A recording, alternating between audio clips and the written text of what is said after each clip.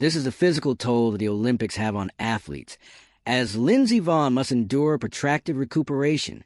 A week ago, tragedy occurred 13 seconds into Lindsey Vonn's downhill ski run. She caught air just seconds after passing the fourth gate, hooked her right arm into the gate, and flipped, shattering what had been threatening to be one of the most spectacular comebacks in history.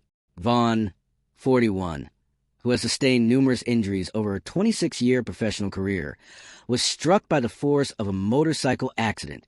Vonn had to be flown off the mountain as medics raced in.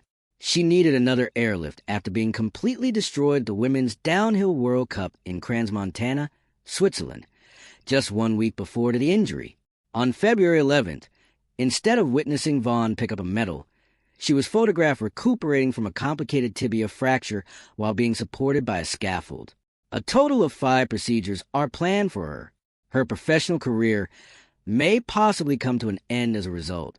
Athletes must put in a lot of training, endure hardship, and push themselves to the limit in order to compete at the highest level of their sport and earn an Olympic medal. Unfortunately, that might cause severe physical pain later in life. The British Journal of Sports Medicine reports that at the 2020 Tokyo Olympics, there were 9.1 injuries for every 100 athletes. There were roughly 11,600 athletes, which means that more than 1,288 injuries occurred.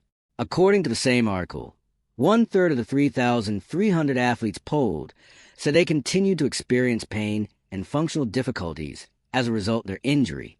5-time Winter Olympic skeleton racer Katie Ullander told the Post, "There have been days when I am in so much pain that I can't eat.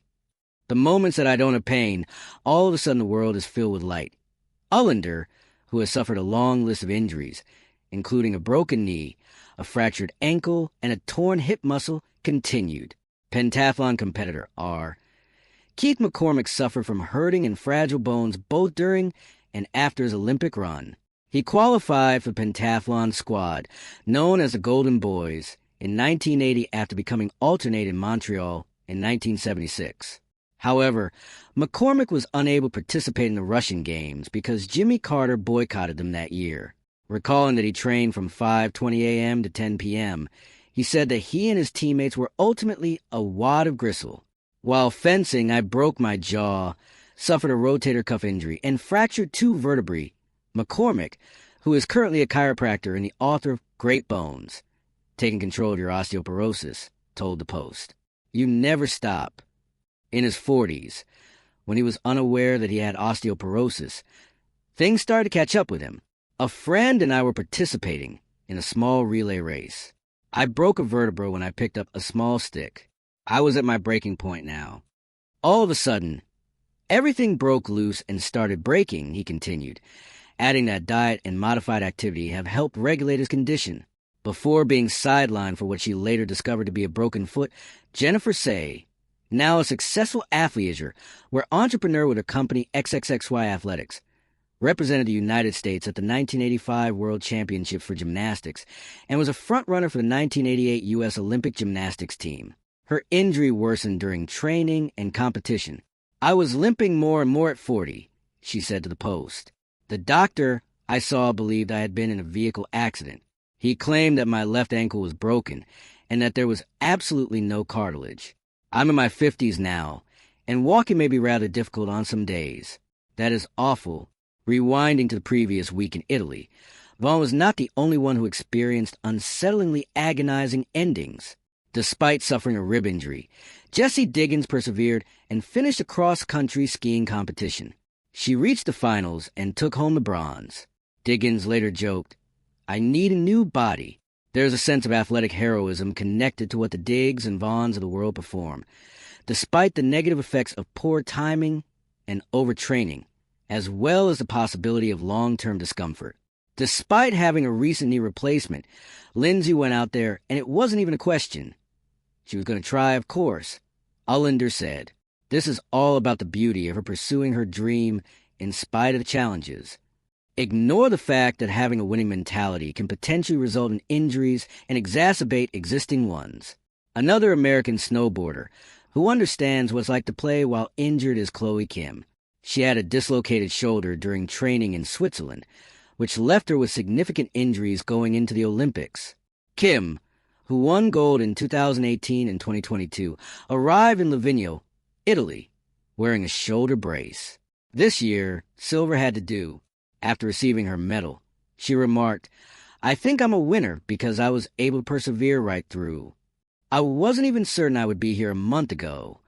Even though Vonn, an Olympic gold medalist and two-time bronze medalist, has stated that she is hopeful of fully recovering, her most recent injury might have major repercussions.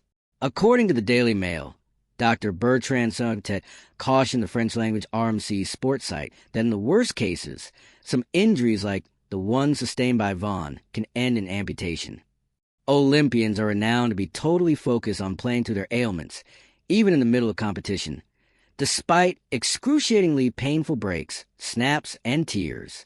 At the 1996 Summer Olympics in Atlanta, gymnast Carrie Strug took home a gold medal, but she suffered a terrible injury that would have left anyone else lying on the ground. Following a shaky initial effort in which she stumbled and tore 2 ligaments on her ankle, she overcame the pain, tried again, and achieved the required 9.493 out of 10 to win the gold medal for the United States gymnastics team. In the Houston Chronicle, Strug questioned whether Olympic competitors occasionally go above and beyond what they are taught to do. Perhaps, but that's what it needs. But the accident put a stop to her Olympic gymnastics career. Strug's sentiment will be shared by Manteo Mitchell. Halfway through his leg of the 4x400-meter relay at the 2012 Summer Olympics in London, Mitchell shattered his left fibula. He persevered despite the pain to complete his lap, helping America qualify and win a medal. However, he told the Post, "I was unable to walk the following day." Resuming jogging required 17 weeks of physical treatment. Despite the fact that 2012 was his final Olympics, Mitchell still trains, competes, and stays in shape. He doesn't feel bad about what he did for his nation. He spoke for numerous injured American athletes who participate despite their agony and then face the repercussions when he remarked, "I knew I would risk injury by continuing to run, but I was wearing USA across my chest. Billions of people and an entire nation were watching me. I needed to return to that line."